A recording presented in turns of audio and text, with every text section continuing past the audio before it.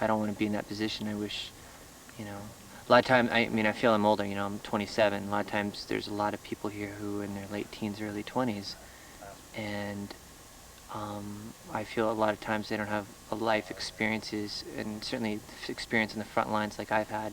And I'm not saying that to, you know, elevate myself above them, but a lot of times their experiences don't match other people's experiences, and that creates a lot of friction because they don't understand why we've made the decisions and we try to have the community do a certain thing. It's because we've learned from the past. What are some of those decisions? Well, How first of has all, the nonviolent code accommodate itself to a real free state, a real sovereign place? yeah, well, it's only free and sovereign from logging. People still need to maintain their sense and commitment to nonviolence.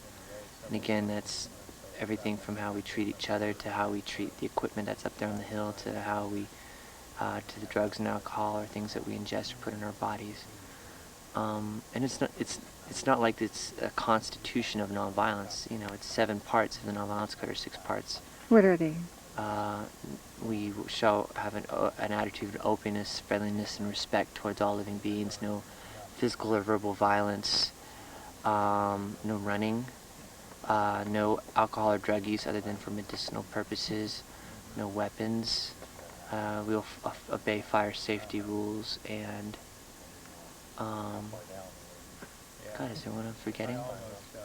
I do nonviolence trainings. I'm a facilitator, and I can't even remember it. It helps when you have the chart in front of you. But that's basically it. Yeah. Oh, the no property destruction or sabotage. Oh, yeah, the very big one. That one, of course. And for most part, people respect that.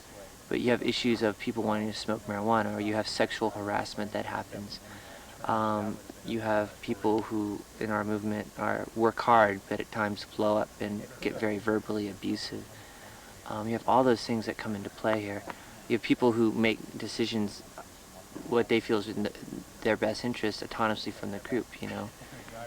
We're dealing with this funny issue up here today. There's a few people who came up here and stashed equipment and tools and food in the woods and are not telling anyone else where they are. So it's just all these things of people working together. And I think that's one of the things people learn when they come to Earth First is working together in a group. Because for the most part, they've never done it before. And in a group that expands and contracts almost like an accordion, depending on continually, especially with a 3-week action like this. I mean, 75% of the people are new or have come in during that time. Farmer is still with this action. Yeah, he's still here.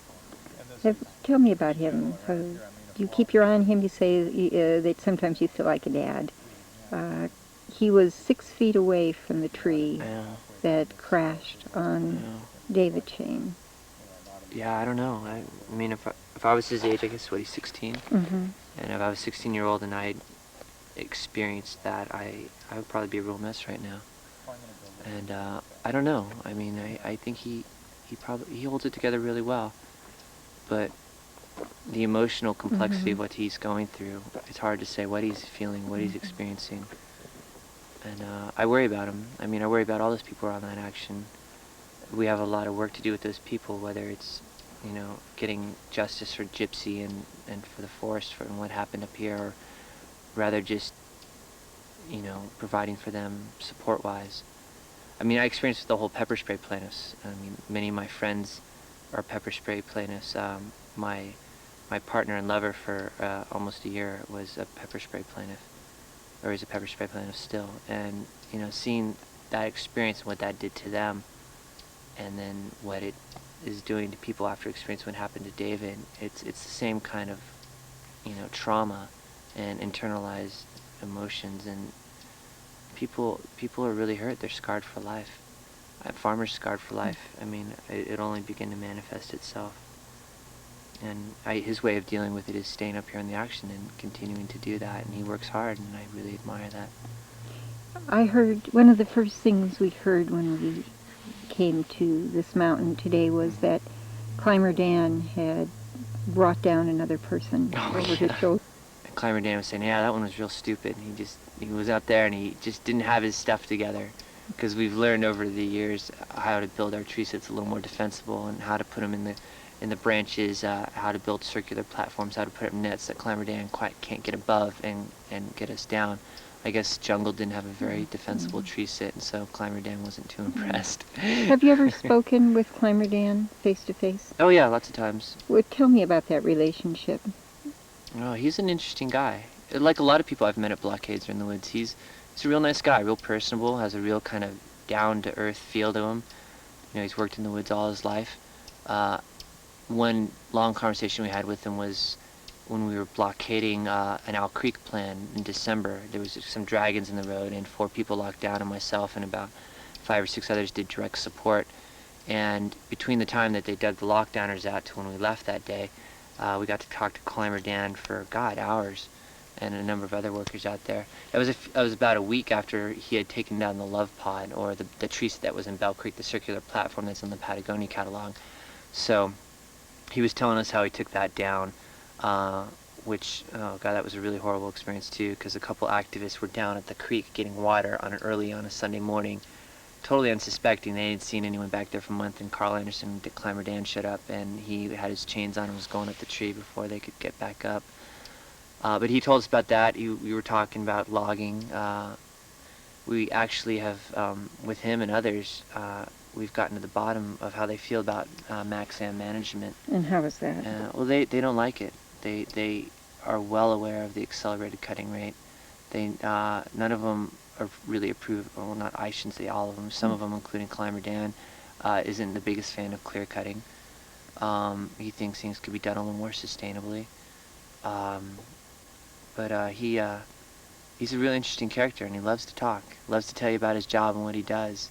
And you know, I really appreciate that, because we really learn a lot, and we really learn a lot about how they're feeling. And I think Climber Dan respects us, a lot of the tree sitters and people get up in the trees.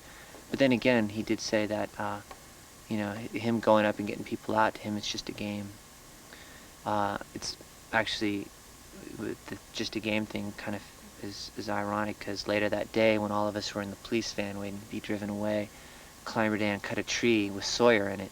It was about a 30-foot redwood or spruce, and Sawyer had shimmied up it and was yelling and screaming up there, and screaming things like, "Yeah, we're locked down." It was really pretty funny. And a bunch of loggers were on the plan. What was that guy named? One was Reggie, one was Art. Real nice guys, but they got at the bottom of the tree, and they were like howling like hounds, like they treat a fox or something. It was really funny. But anyway, we were all in the police van, and we hear a chainsaw, and then, you know, 10 or 15 minutes later, they throw Sawyer in the van. He's like, "They just cut down the tree that I was in. They felled it upslope." And he didn't fall very far, but he could have very easily been injured. I was put on trial for that, being one of the perceived leaders up here. Myself and 3 other people involved in that action were put on trial, and that video was played before the jury, and they saw him yell. He said to the police cameras he's been dragged out, "They just cut down the tree I was in. They almost killed me." And then they dragged him off. Well, Climber Dan apparently was the one who cut the tree. So, you know, at one point I think he respects us, and he understands why we're doing what we're doing, but at the other hand, he gets very annoyed. In fact, another Bell Creek action in the spring, the day before, he was cutting the actual tree that the Love Pod was in, the circular platform was in, and he was cutting it, and he was letting James Ficklin, who's deaf, and a number of others film him doing this. And they got this little rectangular metal thing, and they put it up to the tree to show how they aimed it, and they were starting the wedge cut and everything. And he was talking it up, telling them why they did what they did, why they cut it here, where they were aiming it, how important it was that it, you know, they weren't off, so it didn't, you know, shatter or roll down slope or anything. And then, you know, he politely asked that everyone should move to the other side of the river while they cut the tree, and they did, and they cut it. Yet the next day, a number of people were out there blockading the plan, and Climber Dan, wigged out, became very violent, almost physically assaulted some of the people who were locked down there. So, I mean, I sense a man who's caught in the middle, like a lot of people in this.